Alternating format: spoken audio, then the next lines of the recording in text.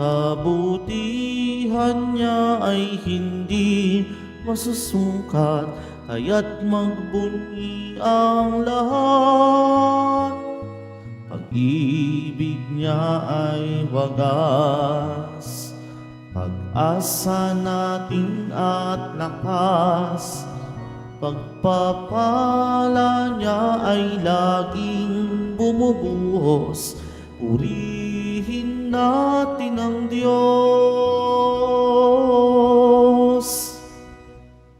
Sa ngala ng Ama at ng Anak at ng Espiritu Santo, Amen. sumainyo ang Panginoon. At sumaiyo rin. Mga kapatid, tinipon tayo bilang kaanib ng angkan ng Diyos. Kaya dumulog tayo sa mawaing Panginoong nagpapatawad ng lubos.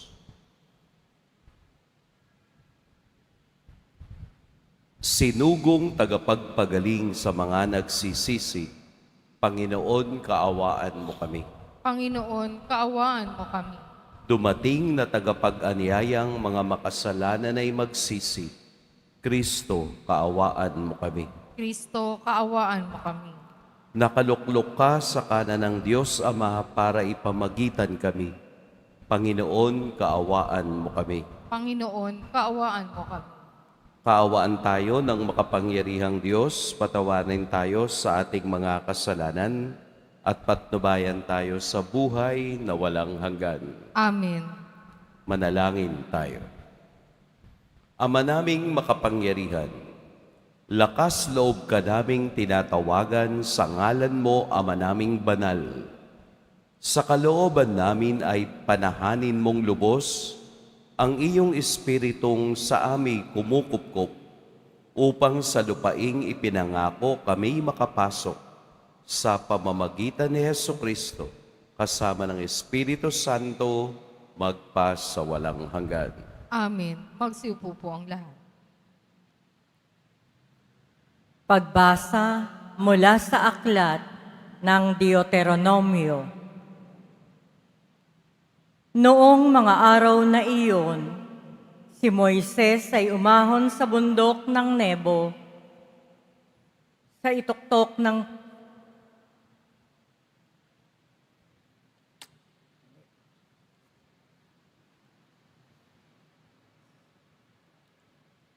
Nagpatuloy si Moises sa pagsasalita sa mga Israelita. Ang sabi niya, "Ako'y 120 taon na ngayon at hindi na ako makagawa tulad ng dati. Bukod dito, sinabi sa akin ng Panginoon na hindi ninyo ako makakasama sa ibayo ng Hordan.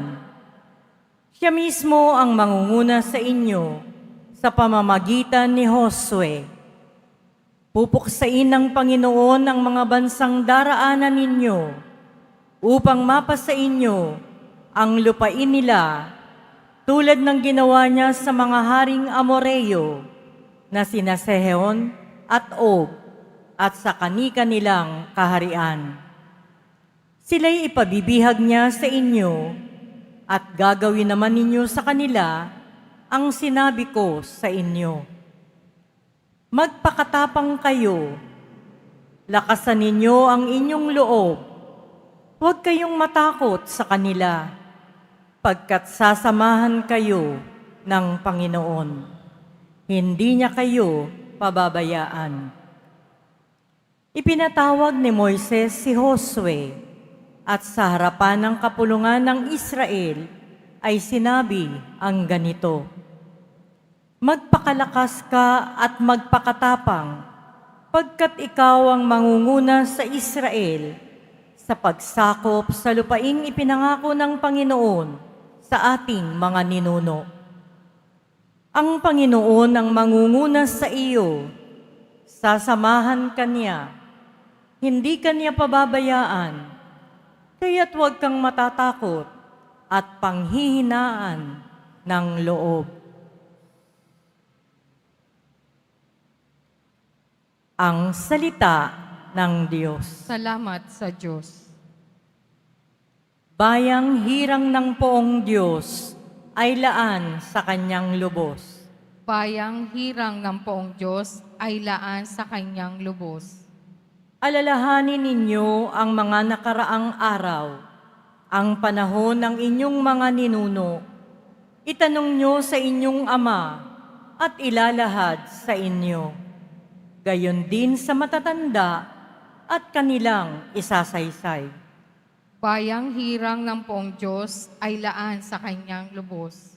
Ang ngalan ng poon ay aking pupurihin at ang inyong itutugon, dakila ang Diyos namin. Siya ang bato, manlilikha, walang kapintasan ang lahat niyang gawa. Bayang hirang ng poong Diyos ay laan sa kanyang lubos. Nang hatiin ng Diyos itong sangkalupaan at pagbukod-bukurin ang mga bayan, at nang itakda niya ang mga hanggahan, nasa isip na niya ang Israel na kanyang bayan. Bayang hirang ng poong Diyos ay laan sa kanyang lubos. Pagkat ito ang bayan na kanyang hinirang, si Jacob na itinanging maging kanyang lamang. Tanging ang poon ang pumapatnubay at walang ibang Diyos na sa kanila'y umakay.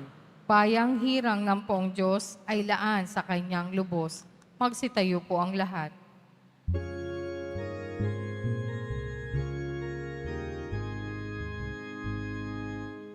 Alleluia,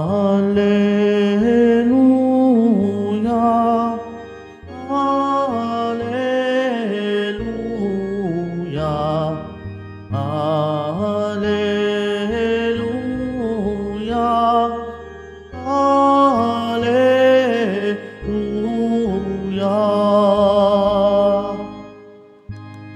Sabi ni Jesus na mahal, dalhin niyo ang aking pasan, kaamuan ko'y tularan. Alleluia, Alleluia, Alleluia, Alleluia.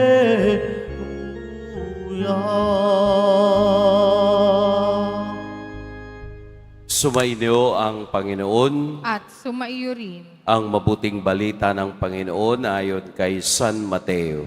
papuri sa iyo, Panginoon. Nang mga sandaling iyon, lumapit kay Jesus ang mga alagad at nagtanong, "Sino po ang pinakadakila sa kaharian ng langit?" Tinawag ni Jesus ang isang bata, pinatayo sa harapan nila at sinabi, "Tandaan ninyo ito, kapag hindi kayo nagbago at tumulad sa mga bata, hinding-hindi kayo mabibilang sa mga pinaghaharian ng Diyos.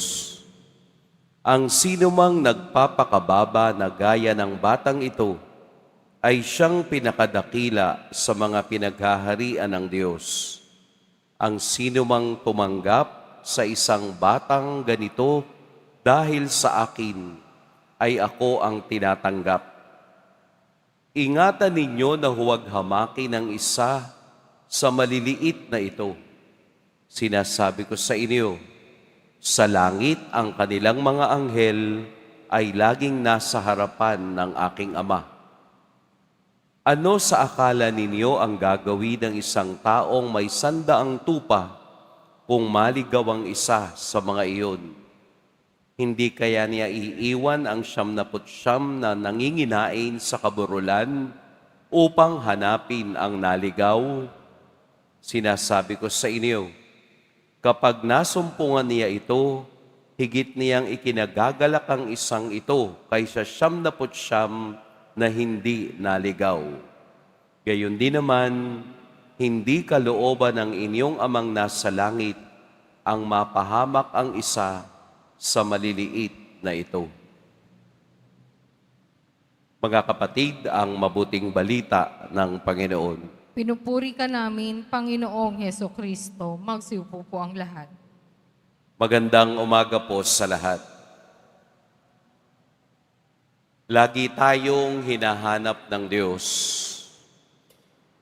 Ayaw niya na ni isa sa atin ay mawala sa kaniyang paningin. Ayaw niya na ni isa sa atin ay maligaw ng landas o ni ayaw niya na tayo'y mawawala sa kaniyang kawad. Ang ebanghelyo ngayon ay tumitingin sa maliliit.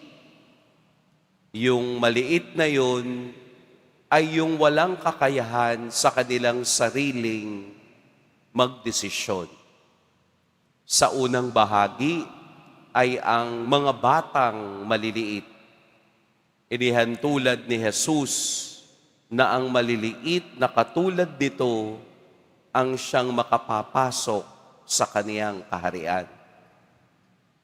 Kawawa yung malalaki, no? Katulad kong mataba, baka hindi ako makapasok. Pero syempre, Jesus is not referring to the physical and external manifestation ng tao. Palagi siyang tumitingin sa kalooban ng bawat isa. Katulad din ng tupa sa ikalawang bahagi na naligaw. Ibig sabihin, nung naligaw ay maliit. Maaaring siya ang pinakamaliit sa lahat ng mga tupa.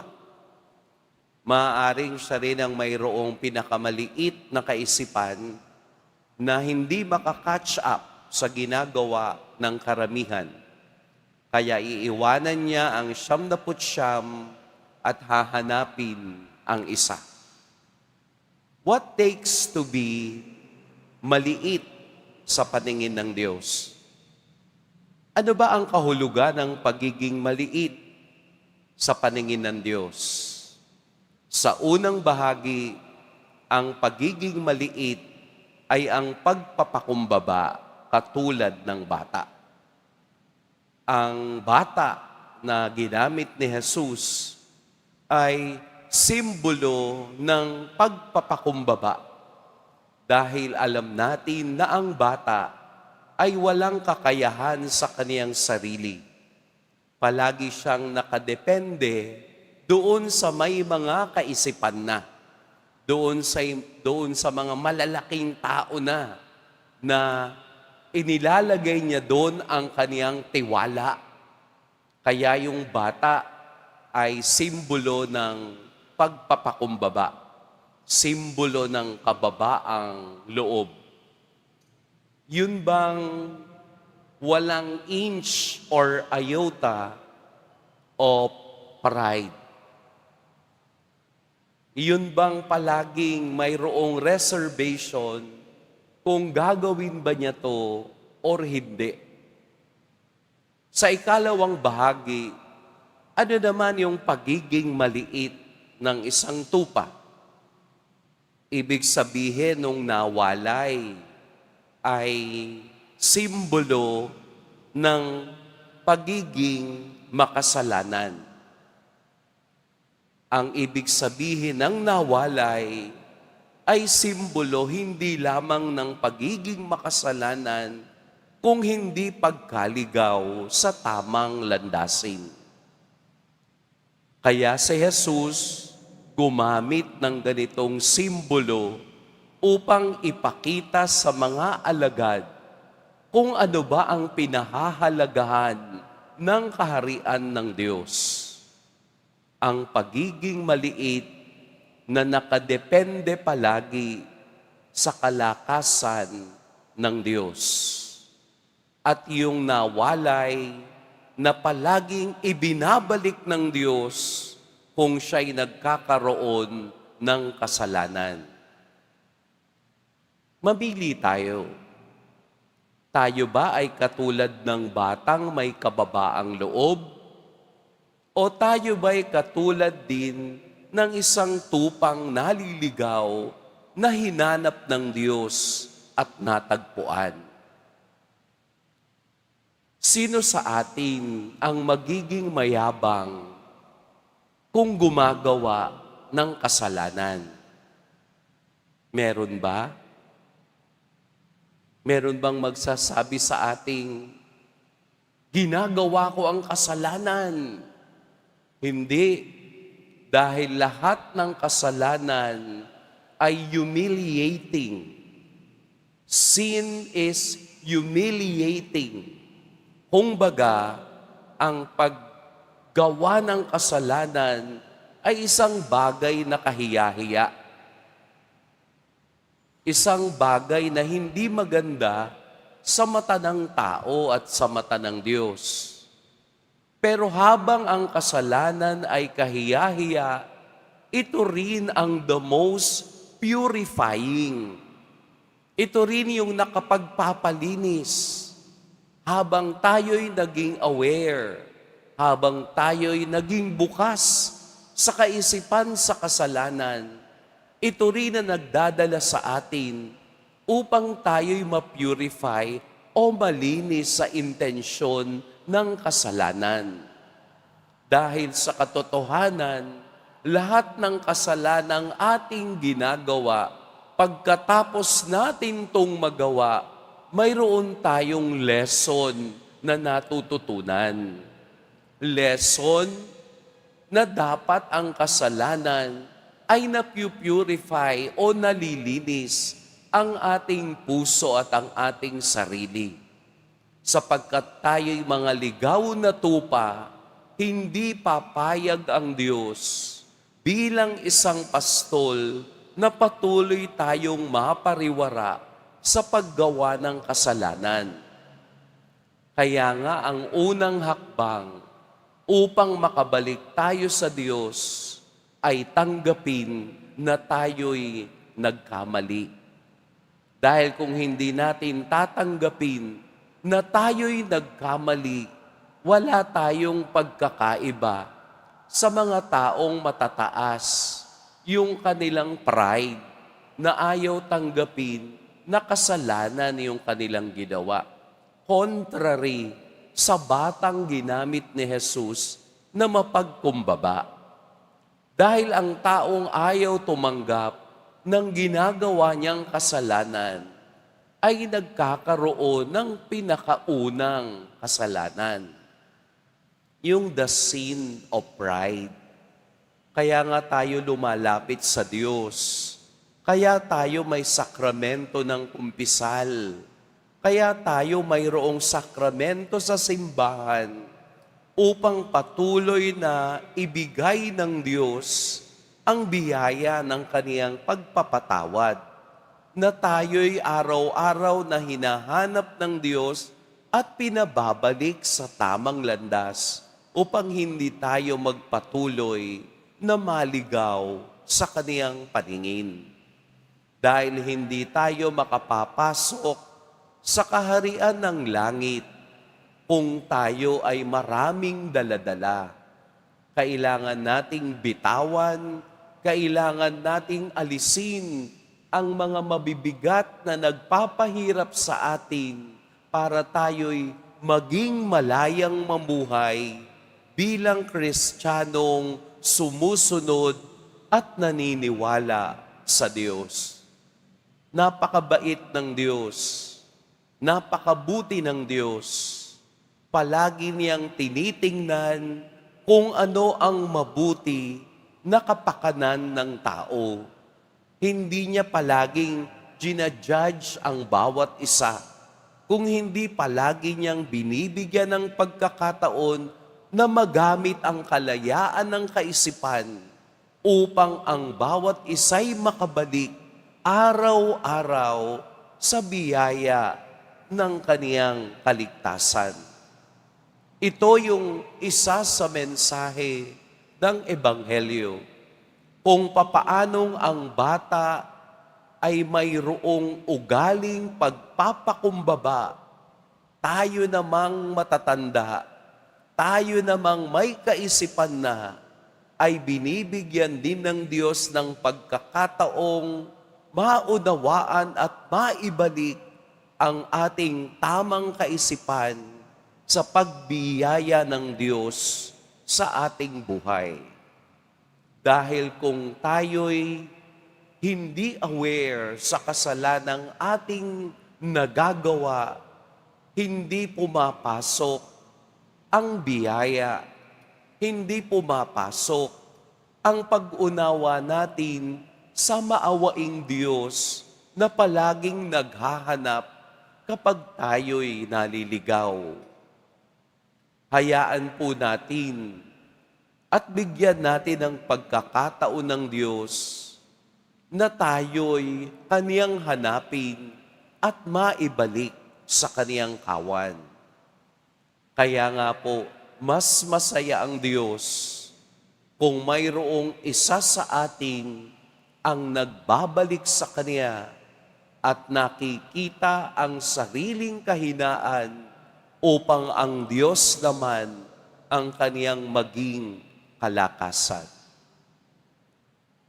Sa huli at sa kaduluhan ng buhay, titingnan pa rin ng Diyos ang kawagasan ng ating puso at kapayakan ng ating buhay. Mag-iingat po kayo ngayong araw. Pagpalain tayo ng poong may kapal. Magsitayo po ang lahat.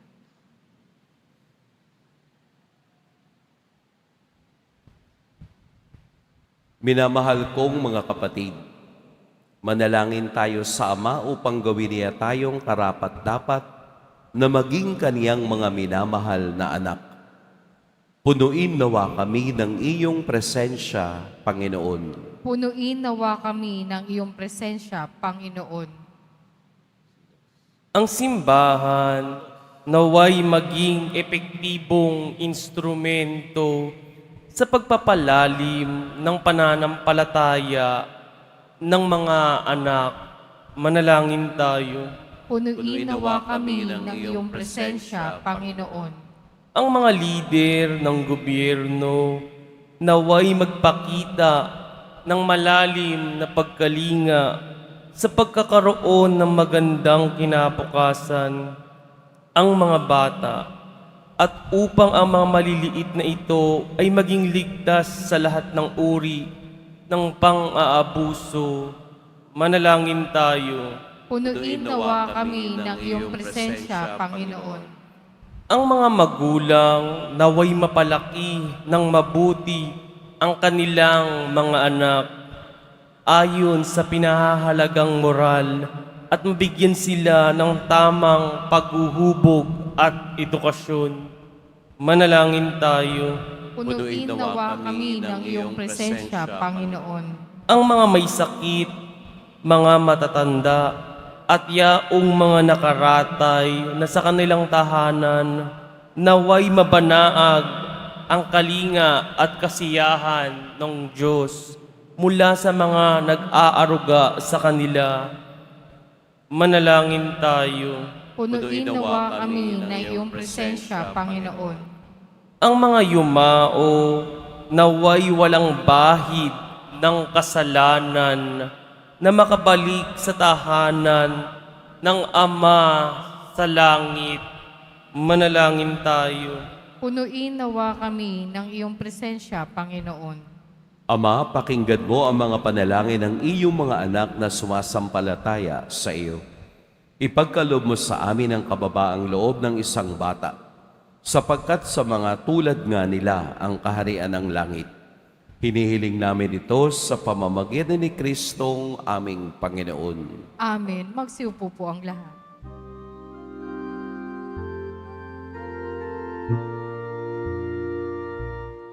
Tanggapin ninyo, O Diyos naming Ama, nakayanan namin halay sa inyo.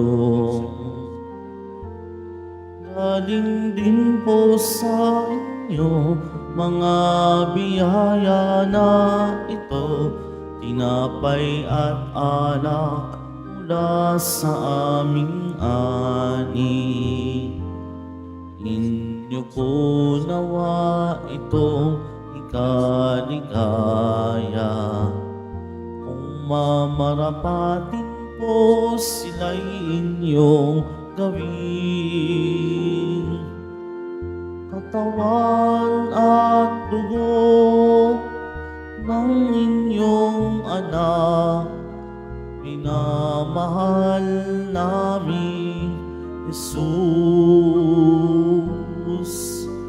Minamahal namin Jesus. Magsitayo po ang lahat. Manalangin kayo mga kapatid upang ang paghahain natin ay kalugdan ng Diyos amang makapangyarihan. Tanggapin nawa ng Panginoon itong paghahain sa iyong mga kamay, sa kapurihan niya at karangalan sa ating kapakinabangan at sa buong sambayanan niyang banal. Ama naming lumikha, kalugdan mo ang mga alay ng iyong sambayanan. Ang ipinagbagandang loob mong ibigay sa amin upang maihain ay siya nawang gumanap ng iyong ginagawa upang kami tubusin. Sa pamamagitan ni Hesukristo, kasama ng Espiritu Santo, magpasawalang hanggan. Amen. Sumainyo ang Panginoon. At sumaiyo rin, Itaas sa Diyos ang inyong puso at diwa. tinaas na namin sa Panginoon. Pasalamatan natin ang Panginoong ating Diyos. Marapat na siya ay pasalamatan. Ama naming makapangyarihan, tunay ngang marapat na ikaw ay aming pasalamatan. Pinagbibigyan mong ito'y aming maihayag, kahit na ito'y walang anumang maidaragdag. Sa kadakilaang sa iyo ay likas. Sa pagpupuri nami ang nakikinabang, ay kami ring iyong pinakikiharapan sa pamamagitan ng iyong anak na minamahal.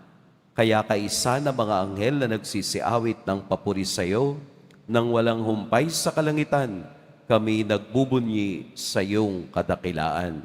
Santo, Santo, Santo, Panginoong Diyos ng mga hukbo, napupuno ang langit at lupa ng kadakilaan mo, Hosana sa kaitaasan. Pinagpala ang naparirito sa ngalan ng Panginoon, Hosana sa kaitaasan. Magsilod po ang lahat. Ama naming banal, ikaw ang bukal ng tanang kabanalan. Kaya't sa pamamagitan ng iyong Espiritu, gawin mong banal ang kaloob na ito upang para sa amin maging katawan at dugo ng aming Panginoong Hesukristo.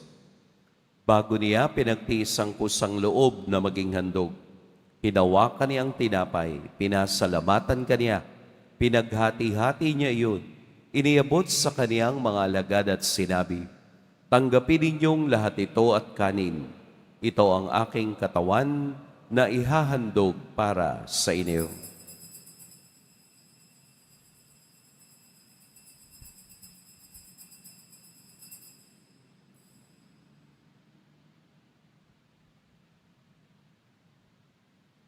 Gayun din naman, noong matapos ang hapunan, hinawakan niya ang kalis, muli kaniyang pinasalamatan, inabot niya ang kalis sa kaniyang mga alagad at sinabi, "Tanggapin ninyong lahat ito at inumin. Ito ang kalis ng aking dugo, ng bago at walang hanggang tipan, ang aking dugo na ibubuhos para sa inyo at para sa lahat, sa ikapagpapatawad ng mga kasalanan. Gawin ninyo ito sa pag-alala sa akin."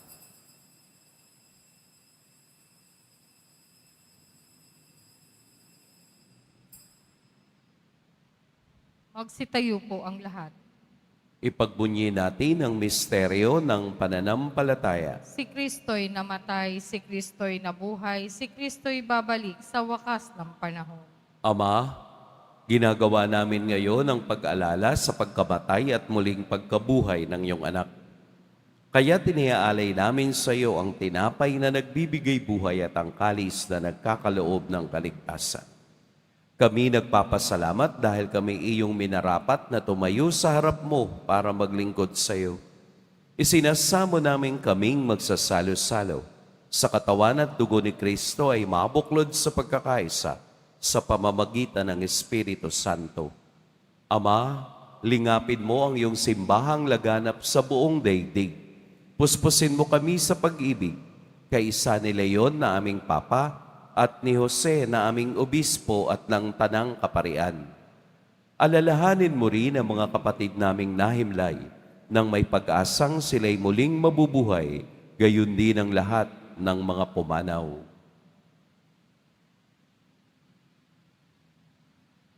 Kaawaan mo sila at patuloyin sa iyong kaliwanagan. kaawaan mo at pagitapating kaming lahat na makasalo sa iyong buhay na walang wakas. Kaisa ng mahal na Birheng Maria na ina ng Diyos, ng kabiyak ng puso niyang si San Jose, kaisa ng mga apostol ni San Juan Bautista, at ng lahat ng mga banal na namuhay dito sa daigdig ng kalugod-lugod sa iyo, maipagdiwang nawa namin ang pagpupuri sa ikararangal mo sa pamamagitan ng iyong anak na aming Panginoong Heso Kristo.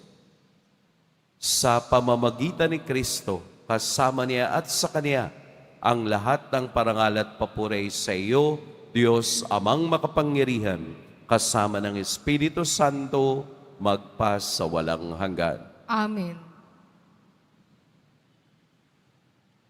Sa tagubilin ng nakagagaling na utos at sa turo ni Jesus na Panginoon natin at Diyos, ipahayag natin ng lakas loob. Ama namin, sumasalangit ka. Sambahin ang ngalan mo, mapasa amin ang kaharian mo.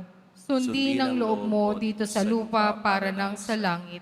Bigyan mo kami ngayon ng aming kakanin sa araw-araw at patawarin mo kami sa aming mga sala para nang pagpapatawad namin sa nagkakasala sa amin. At huwag mo kaming ipaintulot sa tukso at yadyam kami sa lahat ng masama. Hinihiling namin kami iadya sa lahat ng masama. Pagkalooban ng kapayapaan araw-araw, iligtas sa kasalanan at ilayo sa lahat ng kapahamakan.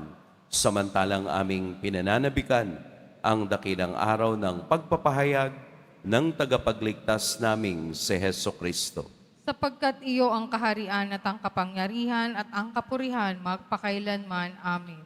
Panginoong Heso Kristo, sinabi mo sa iyong mga apostol, kapayapaan ang iniiwan ko sa inyo, ang aking kapayapaan ang ibinibigay ko sa inyo. Tunghayan mo ang aming pananampalataya at huwag ang aming pagkakasala. Pagkalooban mo kami ng kapayapaan at pagkakaisa ayon sa iyong kalooban, kasama ng Espiritu Santo, magpas sa walang hanggan. Amen. Ang kapayapaan ng Panginoon naway laging sumainyong lahat. At sumaiyo rin. Magbigayan kayo ng kapayapaan sa isa't isa. Kordero ng Diyos na nag-aalis ng mga kasalanan ng sanlibutan, maawa ka sa amin. Kordero ng Diyos na nag-aalis ng mga kasalanan ng sanlibutan, maawa ka sa amin. Kordero ng Diyos na nag-aalis ng mga kasalanan ng sanlibutan, ipagkaloob mo sa amin ang kapayapaan, magsiluhod po ang lahat. Ito ang kordero ng Diyos, ito ang nag-aalis ng kasalanan ng sanlibutan. Mapalad ang mga inaanyayahan sa kaniyang piging. Panginoon, hindi ako karapat-dapat na magpatuloy sa iyo, ngunit sa isang salita mo lamang ay gagaling na ako.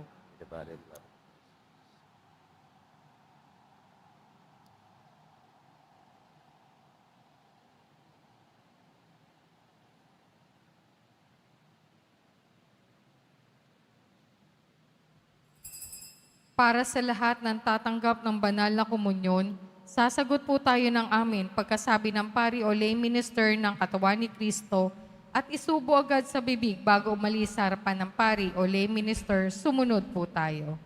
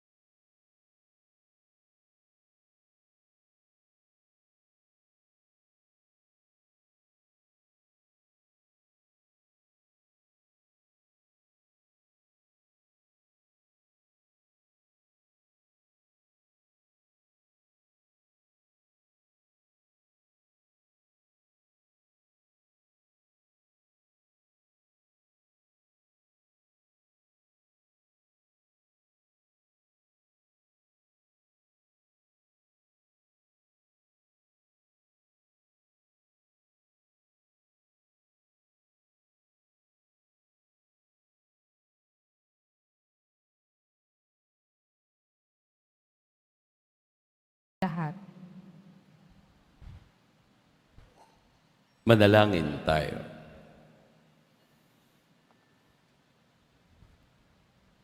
Ama naming mapagmahal, ang pakikinabang namin sa piging na banal ay magdulot nawa sa amin ng kaligtasan at magtanghal sa amin sa luningning ng iyong katapatan.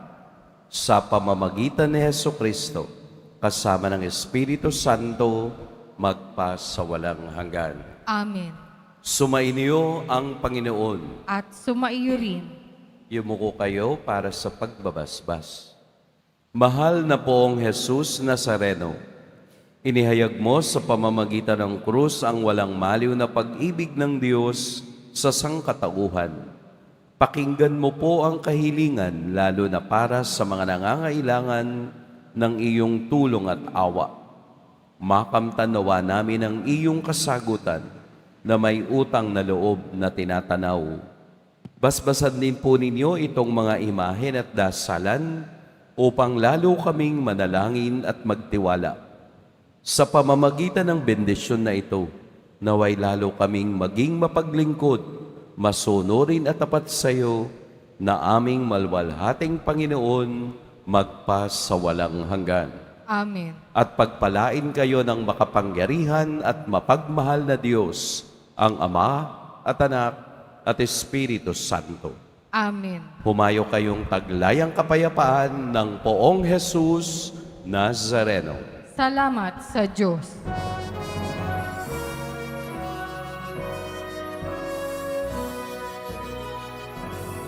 Nuestro Padre Jesus Nazareno, sinasamba ka namin. Pinipintuho ka namin. Aral mo ang aming buhay at kaligtasan. Nuestro Padre Jesus Nazareno, iligtas mo kami sa kasalanan. Ang krus mong kinamatayan ay sagisag ng aming kaligtasan. Nuestro Padre Jesus Nazareno, dinarangal ka namin. Nuestro Padre Jesus Nazareno, inulwalhati ka namin. Nuestro Padre Jesus Nazareno, dinarangal ka namin. Nuestro Padre Jesus Nazareno, inulwalhati ka namin.